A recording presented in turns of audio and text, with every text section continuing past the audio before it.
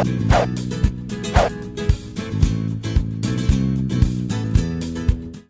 knew a lot about you, and I knew a lot about your various involvements in organizations, but I don't necessarily I didn't know you that well. And listening to you speak at TEDx, it was just fabulous. I think you were the perfect setup for that entire day, and it was an awesome day for me from an energy standpoint, from a positivity standpoint, seeing a lot of these young leaders come out and actually step things forward. But to me, you offered a much lighter version of what somebody particularly sees or thinks of sometimes when they think of the arts. So I want to talk a little bit about, who you are and all the organizations you're involved with.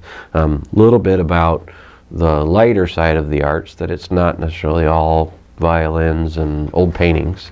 And then touch a little bit about where to people go learn more, what resources are out there, the website, Facebook pages about these various groups. But just start with a little bit, tell me, who's John Cain? Well, there was an interesting thing that happened. I got involved, I was in the old courthouse in Crown Point with this business, and over the years I got involved with writing at that weekly newspaper in Crown Point, the Lake County Star. And I had a column called Citizen Cain, and I wrote about art things, and I wrote about stuff that was going on in the community. I also got involved with the Chamber of Commerce peripherally, and I helped to chair a new black tie thing in Crown Point, a fundraiser. And I was invited to a luncheon on leadership one day at this nice French restaurant we used to have. And I was really quite stirred by that speech. So somebody from Indianapolis came and gave this talk on leadership. And I had never thought about leadership per se, and I certainly didn't think about me as, with connection to leadership, the idea of leadership. And I was, but as I say, I was quite stirred by it, and I wanted to become a leader then. I thought, well, why? That's something I could do, perhaps. So I up and quit the antiques and art business and became the executive director of the Crown Point Chamber of Commerce. There was an opening. And we did a really successful Main Street renovation during that time. If I had been there longer, I probably wouldn't have been so great at getting new light industry into Crown Point, but redecorating downtown, I could do that. So I was good there at a good moment for me anyway, and and I think it was good for Crown Point. And we had a lot of fun. We really did. We did a lot of good community building during that period. And but at the same time, I started getting involved as a volunteer with. It was then called Northern Indiana Arts Association, South Shore Arts today. And the organization had actually begun in the 1930s, but it had had many names and a lot of evolutionary phases over the years, and it became South Shore Arts in 2006. So first I was a volunteer with the Crown Point Chamber, and then I was the executive director. So next I was a volunteer with the Arts Association, and then I was the executive director. This is my, I did that act twice, and I'm not letting go. I should start to get worried if you volunteer with Valpo. It's quite possible that I could take your job, yes. Without really meaning to, just. And that was in 1993 that I became executive director at South Shore Arts, and then in 2008 we were offered the opportunity to take over the management of the Northwest Indiana Symphony Orchestra as well. So I'm executive director of 2 arts organizations. How do you find the arts environment today? You talk about, years ago there was a robust theater network. Obviously arts as a organization throughout, and not just South Shore Arts, but the variety of art organizations throughout Northwest Indiana have evolved quite a bit. How do you find the artistic community today in Northwest Indiana? I think it's quite healthy. It's terribly underfunded, of course, but that's because we don't have major corporations headquartered here. We don't have the sense of philanthropy that a big city like Chicago, and certainly on the East Coast, where it's like $1 million is a gift of $1 million is commonplace. A gift of many millions of dollars is not all that uncommon. It created a new strategic plan in which they wanted to get their programs and services, in other words, their money, out to all 92 counties in Indiana. So they created this regional arts partner system, and that was they cut the state up into 12 regions, and in some regions there was an obvious partner to pick to identify, because down in Lafayette, for instance, there's an organization called the Tippecanoe Arts Federation that served as a regional arts council. But up here, we had never had one. But Sandy Neal, whose husband Gary was the chairman and CEO of NIPSCO / NISORS, as it evolved, Sandy was the chair of the Indiana Arts Commission, and she approached me about South Shore Arts becoming the regional arts partner for our region. And I'd gone to Indianapolis to hear about this new program. I knew that you probably wanted to be the partner in your region because you were the organization that gave the money rather than the one that was supplicating to somebody else. So I thought, yeah, that would be a good idea. But it did require a transformation, and all of the partners went through a 2-year capacity building period to get up and running in this new, with these new responsibilities. Primarily, the biggest one being that we administer the grant program for the state on the local level. And our region is Region 1, where we have the smallest number of counties, just 3, Lake Porter and LaPorte, but we have the second largest density of population in that region. So the funding that comes to our region increased from about $70,000 before the partnership to over $200,000 today, not including the money that comes to South Shore Arts directly. So the $70,000 would have included South Shore Arts' share. So it's really more like, well, it's probably more like in the $250,000 or $60,000 range then. So it was a huge increase of arts funding for us in our region. But more than the money, or at least I would say equal to the money, is the community that's been built as a result of that. One of the things we have to do as a regional arts partner is maintain a regional arts council. And this is a group that is comprised of arts organization leaders, volunteers, artists of all kinds. And they come to, we convene that group every other month with a regular formal meeting, and every other month alternating, we have what we call South Shore Arts Chamber of Commerce luncheons, where it's a networking opportunity and people can get up and talk about what they have going on, and people connect, artists. You might run one of the community theaters in Northwest Indiana, but you might have exhibit space in your lobby, and you might meet an artist who then will exhibit in your space. And those little connections happen all the time. So that's been very popular over the last 4 or 5 years. But the council itself was formed in 2000, and it's 24 people, and they advise us on matters relating to the Regional Arts Partnership and our delivery of that program in this region. And how would you say art is such a multifaceted arena? Tell me a little bit about what makes up this. Well, it's a lot of things, and one of the most, I think, that there was a conference that was held at the Arts Center in Munster, where we're headquartered, back in October, that was put on by the Field Museum. It's called the Calumet Heritage Partnership, and it's an organization that has existed for some time. It's not just strictly arts, it's humanities and preservation, and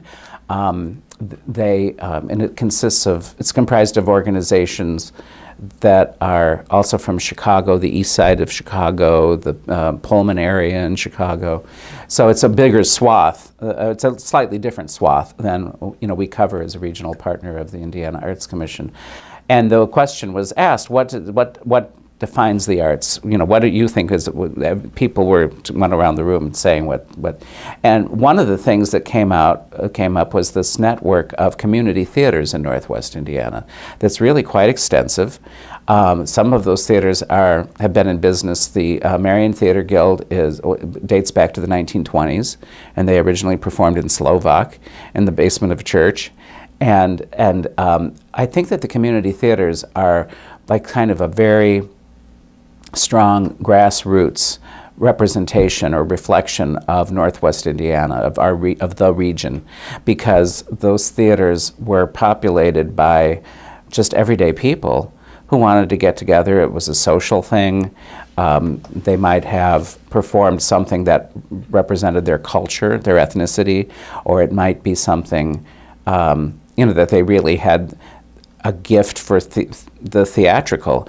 Like Chicago Street Theater performs or competes in the statewide community theater competitions and gets awards and it's really, I think that so the network of community theaters and for the last 20 years, we've had the Northwest Indiana Excellence in Theater Foundation, which is kind of like our Joseph Jefferson or Tony's, and they jury or judge, I don't know quite the right verb, each other's performances, and we have one professional theater group in Crown Point, or in Northwest Indiana, which is the Theater at the Center in Munster, where I work, and then we have some that are sort of sometimes part-time professional. Toll Theater in Hammond does occasionally pay its cast, and Dune Summer Theater also.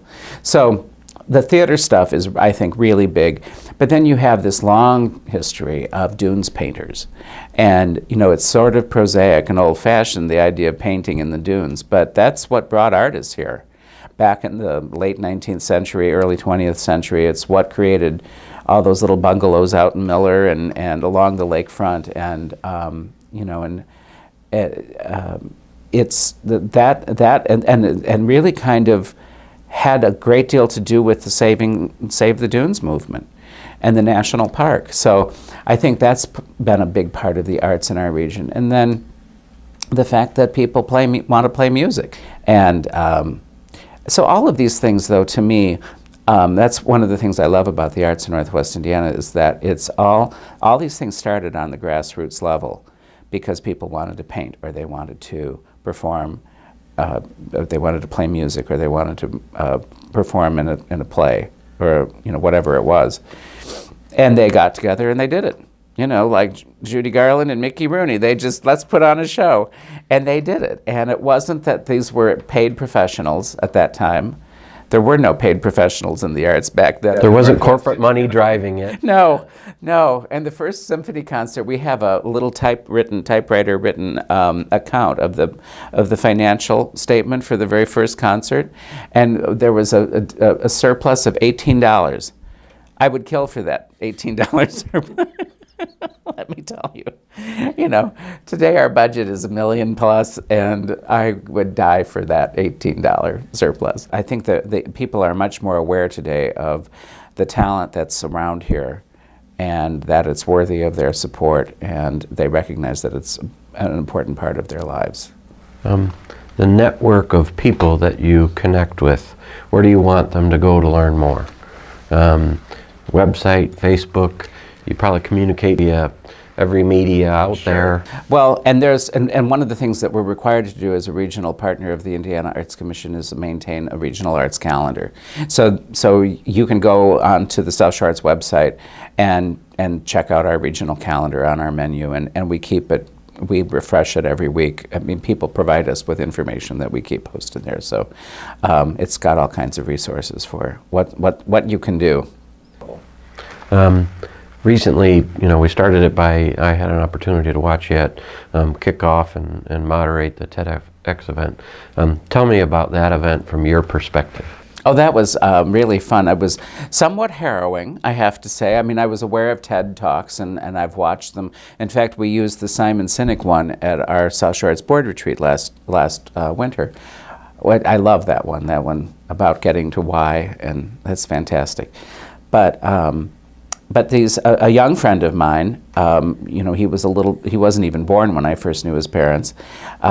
He's now this big strapping dad and everything. And he has done a lot. His name is Matt Glaros, and he's done a lot to get young people, young professionals activated and organized. And many of the young people are stepping up, and they want to. They want to provide. They want to be leaders. and they want their talents to be utilized. And I think that was the point of this TEDx thing. It's the point of the committee that organized the TEDx thing, I believe. I know it is because they told me you have to say this. You know, I thought it was funny they picked me because, well, Matt and I've always liked each other, and you know, he calls me Uncle John, and I'm sure he thinks I'm funny and all that, and I am funny, but I'm not just funny on demand. You know, it's not like a button you push, and so everything about that TED program is very regulated. However, my part of it was like, well, you go out there and do this, and you just do whatever you want to do. I loved seeing all the young people there. I thought that the talks were really interesting. I would be happy to do it again. I was quite nervous about it before it started. Once I got through my Ellen DeGeneres opening, though, I was okay. You know, it's sort of like those poor comics who have to do the Academy Awards. They've just got to be well, of course, they have writers. But you got to be a wreck until the first couple of jokes fall. Yeah. And you know, then you got a banter going, and you know it's Yeah. good. But that first one, it's hanging out there, and you have no idea. You have no idea how it's going to go. So, yeah, so I, you know, when I plopped down in the red beanbag chair and then tried to get up, I mean, I knew what I was going to do because we had spontaneously created this moment a week before when I rolled out of it. But, you know, you try to, my actor training from 40 years ago kicks in, so I'm like, okay, no, I can't. And that they would call that anticipating if you're going to give the joke away before you do it, you know. So I had to really act like, okay, I want to get out of there. I'm going to try to get up. And then somebody yelled at me from the audience and said, "Do you need a hand or something?" Which was funny. And then I just rolled out. That was great. That got a great reaction. So that made me feel much better. But anyway, the serious side of it, though, is what I said already, that I really admire those young people, and I'm glad to be a part of them, because they really do give you hope for our region, that there's a lot of talent here, and it's sticking around. So that's good. I think that people need to connect with the arts, and because it does change you. You know, as anything does, experiences change you. And arts are experiences that other people have had and that they're sharing with you, and whether it's a live performance or a painting or what have you, a writing. Sometimes you need to get off your couch, Yeah. get off your iPad, Yeah. and actually experience it. Yeah, and it is exciting. It is exhilarating. The symphony, our classical concerts can be very exhilarating. Our classical audiences have been growing. Our last concert sold out completely. We had a performance of Gustav Holst's The Planets, and it was accompanied by, I keep calling him an astrologer, he's an astronomer from the Adler Planetarium. Slightly different perspective. Different, yes. And he has this whole wonderful visual video thing that he does set to the planets that is like really cool visuals but photography that is based on, you know, real stuff, and we had first performed it as an education concert for kids, and that's another whole thing, is the whole idea of arts and education, and the arts in the schools, and giving kids the opportunity to connect with arts as they're growing up, and learning about music or learning about the visual arts, and those programs that keep getting cut all the time, those are such important programs, not only for the sake of art and perpetuating an interest and appreciation of art and actually practicing the arts in real life, but also the benefit that the arts brings to students in other fields, in math and science and other behavioral ways as well. So it's really, and that's, I think, probably the most important of all, is the arts and education piece of it, more so than people going out to a local play. But the local play is important too, because that's where adults are practicing their craft, their talents, and utilizing their talents, I should say. And Something to celebrate. yeah, it's a celebration, and it's a way for people to come together and to experience more than they would certainly sitting on their sofa.